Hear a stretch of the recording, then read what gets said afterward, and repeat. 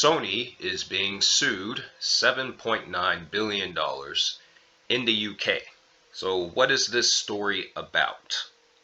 Well, before I get into it, half of this video, or at least some of this video, is going to be a response to the last PlayStation video that was uploaded. In that video, my co-host and myself, we discussed what the issues are with Sony and the PlayStation platform as of right now. And just to reiterate, the issue with the PlayStation platform is that Sony is asking for a lot of money for various things, be it accessories or their PlayStation Plus subscriptions.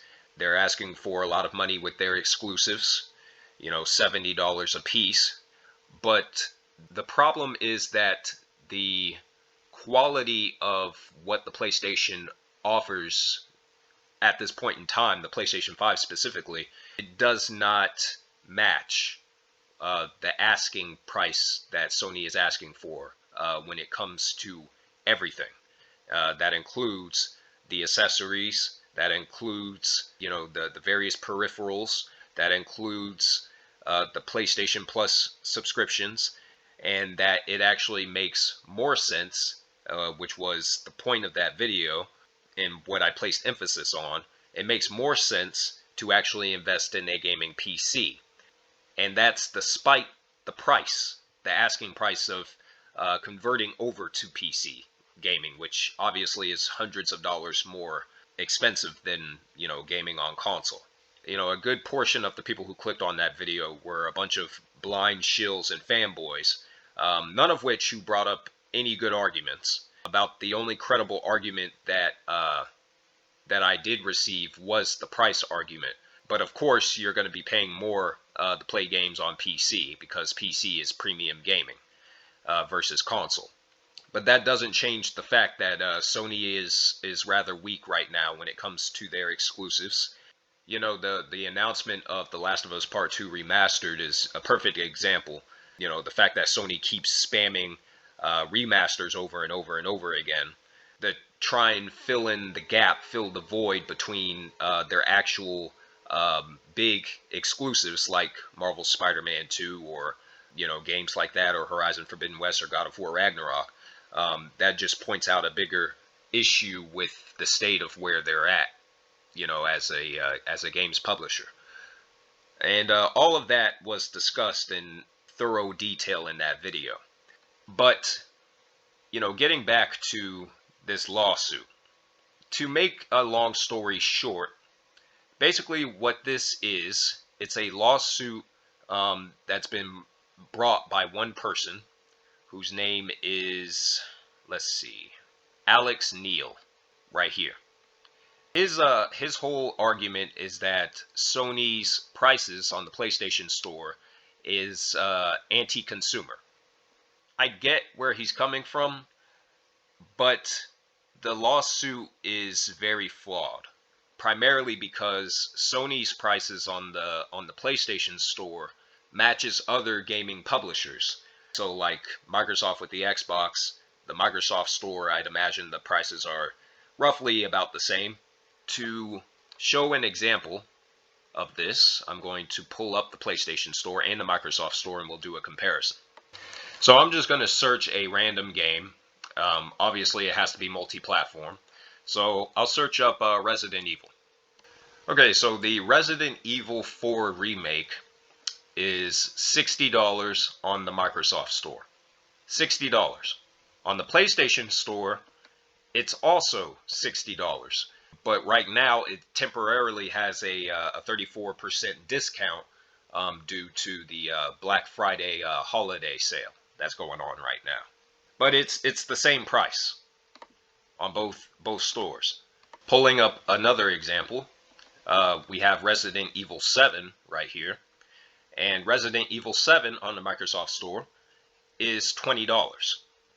Resident Evil 7, just the base version, on the PlayStation Store is also $20.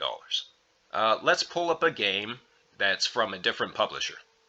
So Nier Automata which is like their Game of the Year edition, Become as Gods edition. That's $40. On the PlayStation Store, it's also $40. Again, it has a temporary holiday discount, but after the holidays are over, it's going to go back to its normal asking price. Alright, so Final Fantasy 15 is $35 on the PlayStation Store. On the Microsoft Store, it's also $35. On Steam, Final Fantasy 15 is also $35. And for the other games I searched, Nier Automata is $40 on Steam. Resident Evil 7 in its normal price, that's not discounted, just for the initial version of the game, is $20.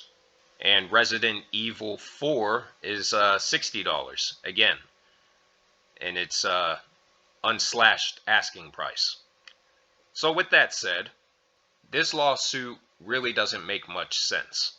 The reason it doesn't make sense is because while this guy has a point about asking prices on the PlayStation Store, really this is an industry-wide issue, and if he was going to bring a lawsuit like this, he should have been targeting more companies than just Sony, because this is an issue not just with Sony but also with Microsoft.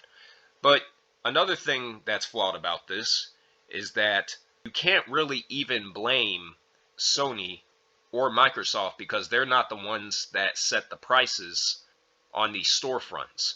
It's the publishers that decide what these games are going to cost. So some of those games that I searched up, companies like Capcom and Square Enix, it's those companies that decide what these games are going to cost across, the various storefronts that are available. The fact that this lawsuit only targets Sony is really suspect. And of course, the article goes into the fact that this could be comparable to that other lawsuit that was brought against, I think it was Apple and Google. And yeah, that didn't really go anywhere for pretty much the same reason. So I understand the lawsuit and whatnot, but the case is not very strong. It's actually very surprising that this was allowed to move forward. Now, when it comes to sales, digital sales, this is one of the reasons why I switched to PC gaming, is because the sales of various video games from any publisher are largely far better on PC than what you have on console. And this is also why I purposely haven't really bought any games digitally on console through the PlayStation Store. But specifically, once again, when it comes to a lawsuit like this should be targeting the publishers rather than, any one individual company that, runs a storefront like Sony. So that's basically the story there. But it also adds into, once again, going back to that video that I uploaded, it also ties into that. Sony has gone on record to defend raising prices for their PlayStation Plus subscriptions, and this is recent, as of 1 month ago. They've defended, not putting new games on PlayStation Plus, the same reason that Microsoft puts new games on Xbox Game Pass, for example. They've defended doing that.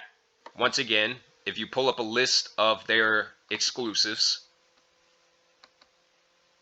filtering out Sony specifically,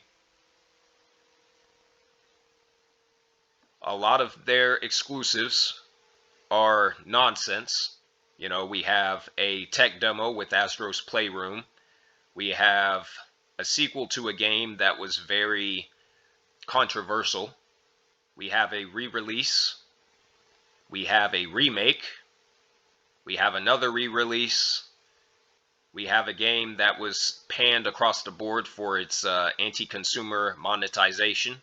We have a game that, while decent, while good, was nowhere near as good as the first game that came before it. We have another remake.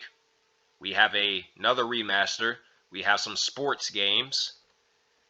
We have a game that, while great, is less than 20 hours long, around 12 hours for completion, less than 20 hours for full completion. We have a game that was panned by the majority of people that invested in it and didn't even make it past the first level. We have a game that can be completed in about 15 to 17 hours and full completion within less than 30. We have a multi-platform game. We have another remaster. We have a game that is in limbo right now that Sony has dropped for publishing. We have another remaster, another remaster, another remaster. So Sony isn't really doing a good job with their exclusives. And everything else can be played on PC or some other platform like Xbox or Switch. And then once again, they want people to spend all this money on garbage. Garbage accessories. Garbage hardware that's pretty much useless. Garbage peripherals that's extremely overpriced. And this is the best that they can come up with for their list of exclusives. A bunch of remasters, some weak sequels, short games that are less than 30 hours for full completion, temporary exclusives, re-releases out the ass. This is the best that they can come up with. Even though this lawsuit doesn't make much sense, it does point out that Sony's not really doing a great job.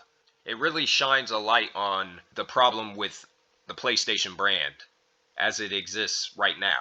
And there's a question to be had of what's the point of investing in PlayStation anymore? So that's the story. Obviously, there will be those that will disagree. Of course, if you disagree with something like this, it likely points out that you're either a fanboy or a shill or both. Same difference. But this is why I made that last video. And it's why I don't really use my PlayStation 5 that much, except on the rare occasion. And it's also why I switched to PC a few years ago. Sony does not have consumers' interests, their best interests in mind. And it's only going to get worse from here.